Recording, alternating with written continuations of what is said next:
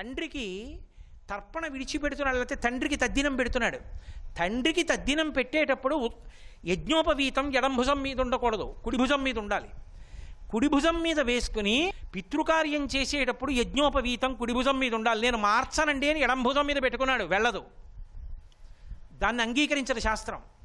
ఆచారం ఎలా చెయ్యాలో అలాగే చెయ్యాలి తప్ప. ఇది ఇవాళ దేశంలో ఏమైపోయిందంటే, ఎంత భయంకరమైన స్థితిని పొందేసిందంటే ఈ ఆచారం అన్నమాట. పెద్ద పెద్ద దేవాలయాల్లో బోర్డులు పెట్టుకోవలసినటువంటి దుర్దినాలు వచ్చాయి. వెంకటేశ్వర స్వామి దర్శనమును చేయడానికి వచ్చేటటువంటి పురుషులు నిక్కర్లు ధరించరాదు, ఆడవారు సంప్రదాయ దుస్తులు ధరించవలను. ఈ బోర్డు ఒక దేవాలయంలో అవసరమా? నిక్కరేసుకుని దేవాలయానికి వెళ్ళడం ఏమిటి?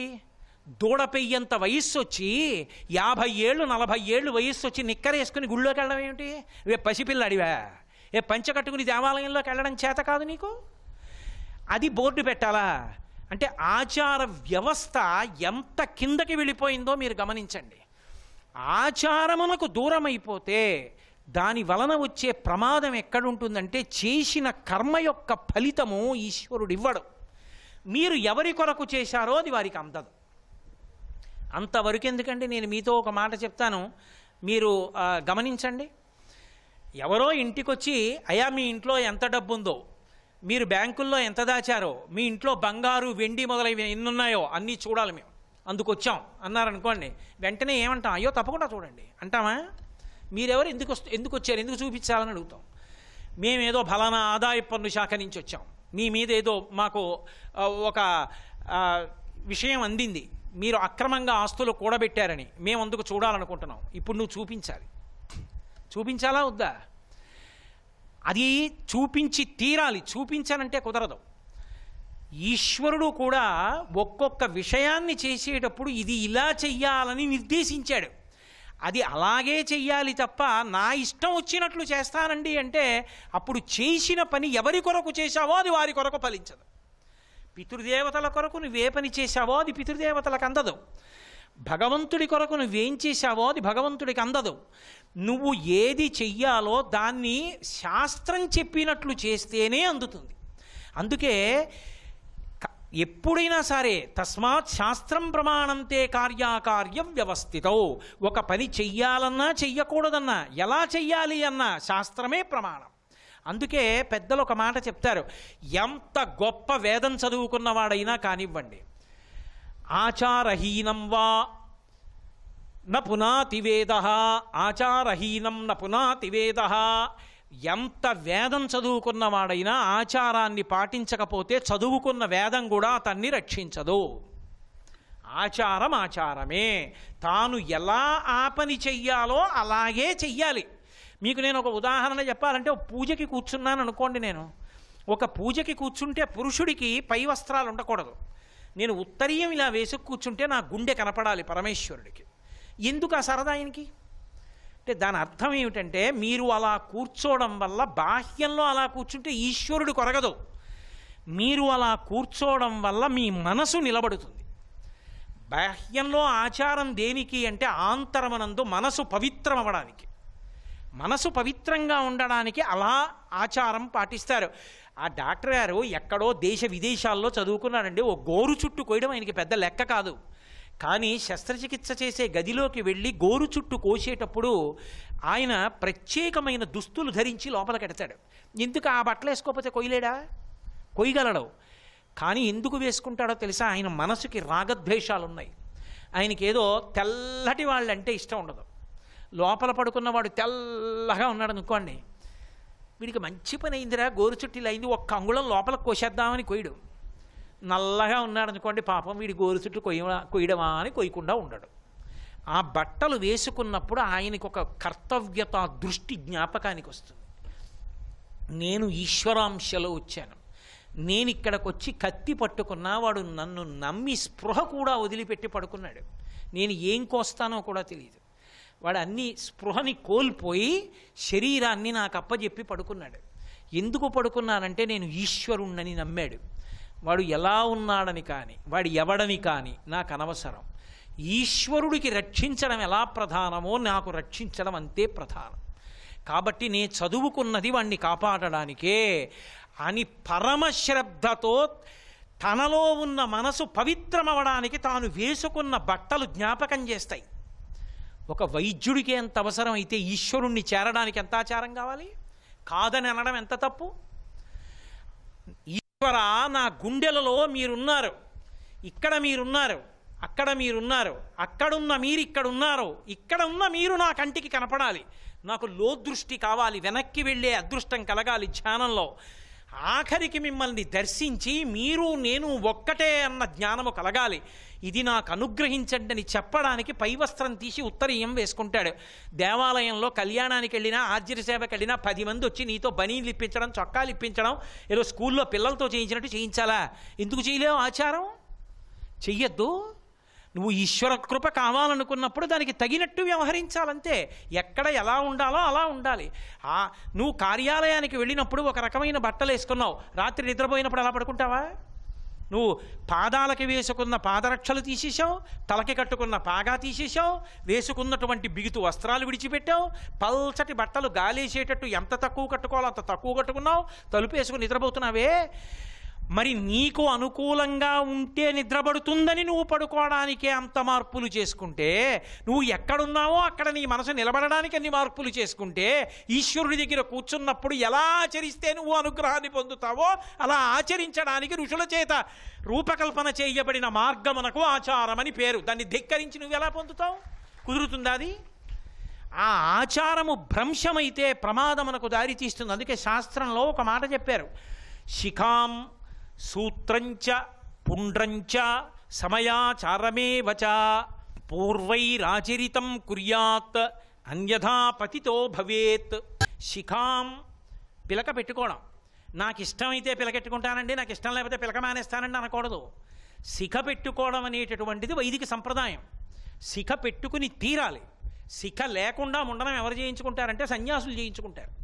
అందుకే భవిష్యోత్తర పురాణంలో వెంకటేశ్వర స్వామి వారి గాథ చెప్తూ ఒక మాట అంటుంది, ఆ స్త్రీ ఆ బ్రాహ్మణుడు వెడితే ముండయిత్వా శిరస్తథా అంటుంది, శిఖ తీసేసి ముండనం చేసుకో, అప్పుడు నువ్వు నన్ను అనుభవిద్దువు కానివ్వండి.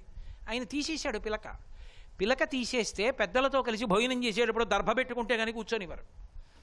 పిలక ఉండాలి, శిఖ తీయకూడదు. శిఖ ఉండి తీరాలి. శిఖ ఎప్పుడు తీసేస్తారంటే సన్యాసంలో తీసేస్తారు. కాబట్టి శిఖాం సూత్రంచ, సూత్రం అంటే యజ్ఞోపవీతం కాదు, సూత్రంచ అంటే ఒక్కొక్కరు ఒక్కొక్క సూత్రంలో పుడతారు. నేనున్నాననుకోండి, ఆపస్తంభ సూత్రానికి చెందినవాడిని నేను. ఆ సూత్రంలో ఆ ఋషి ఎప్పుడెప్పుడు ఏవేవి చెయ్యాలని చెప్పాడో నేను చదువుకునేవి చెయ్యాలి. ఆ శిఖాం సూత్రంచ పుండ్రంచ, ఒక్కొక్క కుటుంబానికి ఒక్కొక్క సంప్రదాయం ఉంటుంది బొట్టు పెట్టుకునేటప్పుడు. అసలు బొట్టు పెట్టుకోకుండా ఉండడం సంప్రదాయం కాదు, బొట్టు పెట్టుకోవాలి. అంతేగాని ఆయన పొడుగ్గా పెట్టుకున్నాడా, ఈయన ఇలా పెట్టుకున్నాడా, అది దెబ్బలాడుకోవడానికి కాదు. అది కుటుంబ సంప్రదాయం, అది గౌరవించాలి. ఒక ఆయన ఇలా పెట్టుకున్నాడు అనుకోండి, నువ్వు ద్వేషించకూడదు దాన్ని. అది ఆయన సంప్రదాయం, ఆయన కుటుంబంలో పుట్టాడు కాబట్టి ఆయన అలా పెట్టుకున్నాడు. చక్కగా సంస్కారం నిలబెట్టుకుంటున్నాడు. నువ్వు ఎంతో సంతోషాన్ని పొందాలి. నువ్వు ఇలా పెట్టుకునే సంప్రదాయంలో పుట్టావు, నువ్వు చక్కగా ఇలా పెట్టుకోవాలి. కాబట్టి పుండ్రంచ, బొట్టు నీ పూర్వీకులు ఎలా పెట్టుకున్నారో అలాంటి బొట్టే పెట్టుకోవాలి తప్ప ఇవాళ కొత్తగా ఓ రకం బొట్టు తీసి ఇంకో రకం బొట్లు ఎట్టుకోవడం, అలా బొట్లు ఎట్టించడం, అలాంటివి చేయకూడదు. అది దోషమే. కాబట్టి శిఖాం సూత్రంచ పుండ్రంచ సమయాచారమేవచ. సమయాచారం అంటే ఏమిటంటే ఇవన్నీ ఆచారకాండలోకి వస్తాయి, అత్యంత ప్రధానమైనవి ఇవి. ఆచారము అన్న మాటలో ప్రాణప్రదములివి. ఇందులో సమయాచారమేవచ అంటే నా పూర్వీకులు మా ఇంట్లో పూర్వం ఎవరిని ఆరాధన చేశారు, అది కులదేవత అంటారు. ఆ వారినే ఆరాధన చెయ్యాలి. అంటే మిగిలిన వాళ్ళని ద్వేషించమని కాదు. నేను శనివారం వచ్చి వెంకటేశ్వర సుప్రభాతం చదువుకుని విష్ణు సహస్రనామ స్తోత్రం చదువుకుందాం అనుకున్నాను అనుకోండి, ఏదో ఉదాహరణకి చెప్తున్నా, మా ఇంట్లో కులదేవత పార్వతీ పరమేశ్వరులు అనుకోండి, అమ్మ బాబోయ్ నేను విష్ణు సహస్రం చదవకూడదు, చదివితే శివుడు త్రిశూలం పెట్టి పొడి చేస్తాడనుకోకూడదు. హాయిగా మనసారా విష్ణు సహస్రం చదువుతూ నా స్వామే ఇలా ఉంటాడు విష్ణువుగా, అప్పుడు ఆయన ఈ నామాలని చదవాలి. నా స్వామే తులసి దళాలు వేసుకుని విష్ణువుగా కూర్చుంటూ ఉంటాడని వెయ్యాలి. నువ్వు విష్ణు భక్తుడవైతే ఓ సోమవారం నాడు నీకు రుద్రం చదవాలనిపించింది, పరమ సంతోషంతో మా స్వామి అలా ఉంటుంటాడు అని నువ్వు రుద్రం చదివి అభిషేకం చేయగలగాలి తప్ప ఇలా ఉంటే అలా ఉండకూడదు, అలా ఉంటే ఇలా ఉండకూడదు అంటే అంతకు మించినటువంటి అర్థం లేని వేదాంతం ఇంకోటి లేదు. అప్పుడు మనకున్న పక్షపాతాలు చాలక ఈశ్వరుడికి కూడా చొప్పించినట్టు అవుతుంది. కాబట్టి శిఖాం సూత్రంచ పుండ్రంచ సమయాచారమే వచ, పెద్దల దగ్గర నుంచి వస్తున్న సంప్రదాయాలు ఎలా ఉన్నాయో వాటిని భగ్నం చేయకూడదు, దేవాలయ వ్యవస్థని పాడు చెయ్యకూడదు. అన్నిటికన్నా ప్రమాదం ఏమిటో తెలుసా? దేవాలయ వ్యవస్థలో జోక్యం చేసుకోవడం. ఇవాళ అదే ఎక్కువైపోయింది. ఆడవారు పల్లకీ పట్టుకోకూడదు, అది శాస్త్రం. ఆడవాళ్ళు పల్లకీలు పట్టుకుని తిరిగేయడం ఏమిటంటే చెయ్యొచ్చండి, ఇందులో చెయ్యొచ్చు ఏమిటి? వేదం ప్రమాణమా? నువ్వు చెప్పింది ప్రమాణమా? నువ్వు చెప్పింది ప్రమాణం కాదు, వేదం చెప్పింది ప్రమాణం. ఈశ్వరుడికి నైవేద్యం సాత్విక పదార్థం అర్చకుడైనా ఉండాలి, దేవుడికి వంటశాల అయినా ఉండాలి.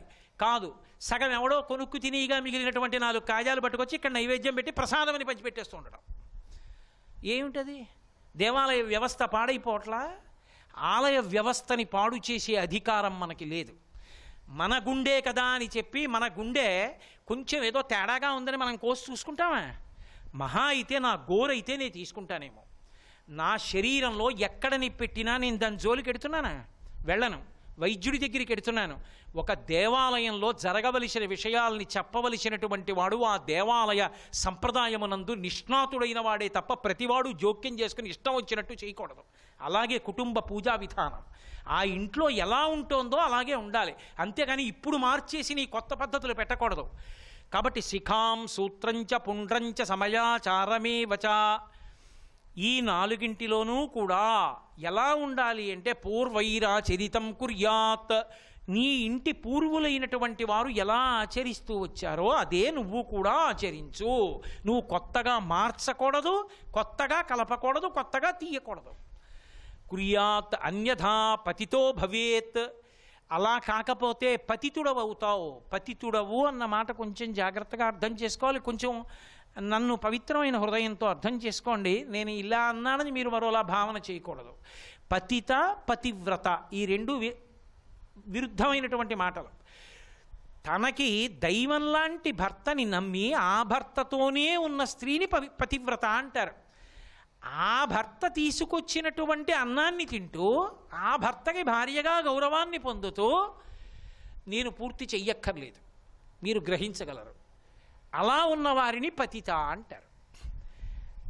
పూర్వం నుంచి వస్తున్నటువంటి సంప్రదాయం ఏదో దాన్ని పక్కన పెట్టేసి ఆచారాన్ని విడిచిపెట్టేసి ఇప్పుడేదో కొత్తగా వచ్చింది పట్టుకుని నీ ఇష్టం వచ్చినట్టు ప్రవర్తిస్తే పతివ్రతవు కావు, పతితవైపోయావు అంటారు.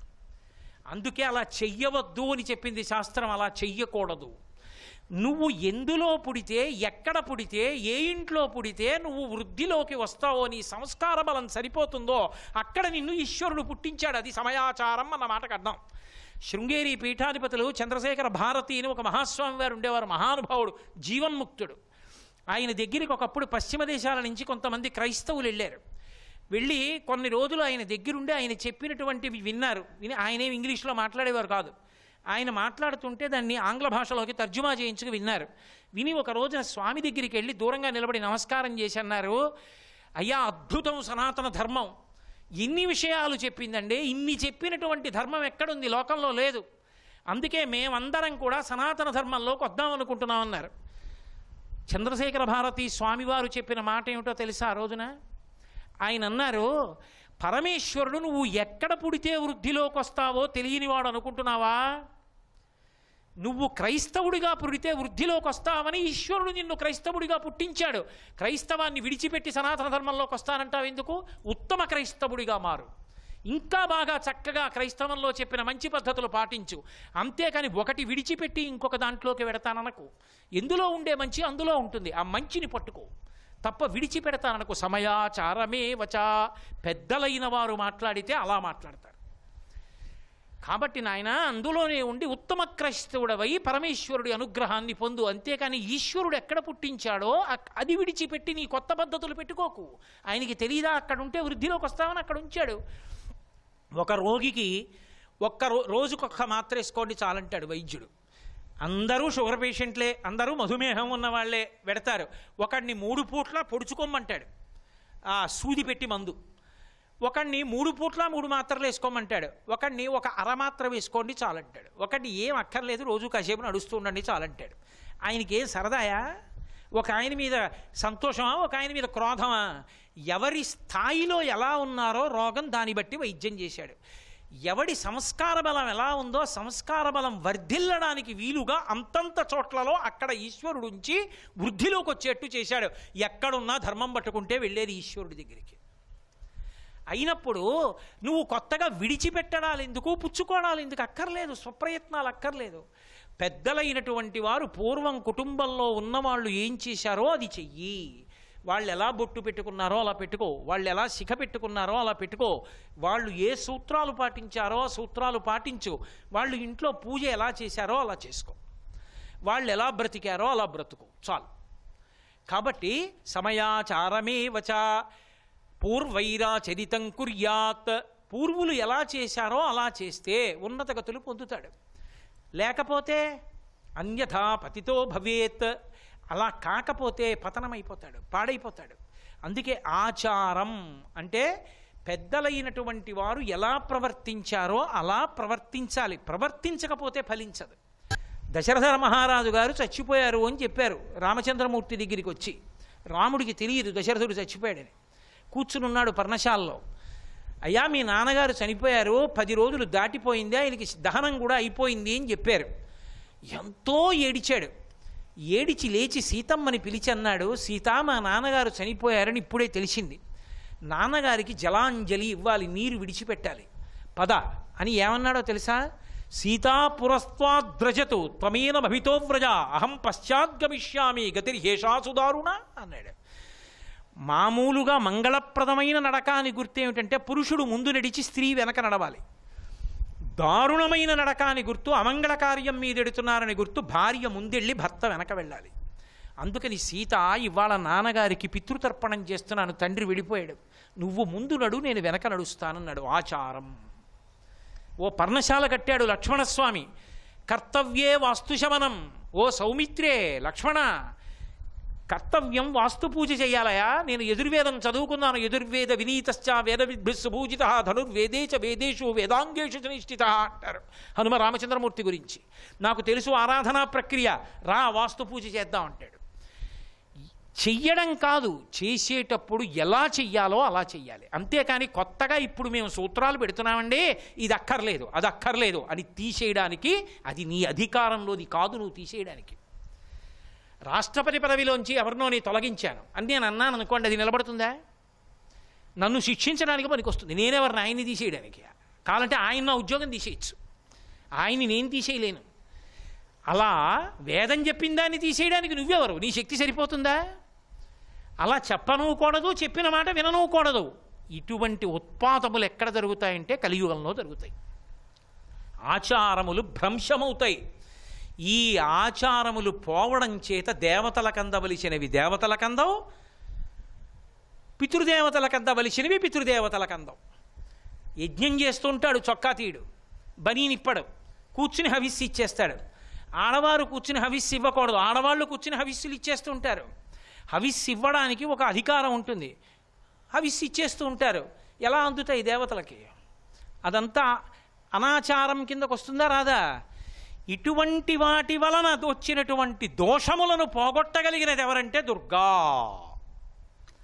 కాబట్టి ఆ దుర్గా దుర్గా దుర్గా అన్న నామాన్ని ఉచ్చరించినంత మాత్రం చేత ఆ తల్లి ఏమి చేయగలదు అంటే, ఆ తల్లి దురాచారం దోషం వా దూరం గమయతీతి దూరం కరోతి సా దుర్గా, దూరంగా పోయేటట్టు చెయ్యగలదు.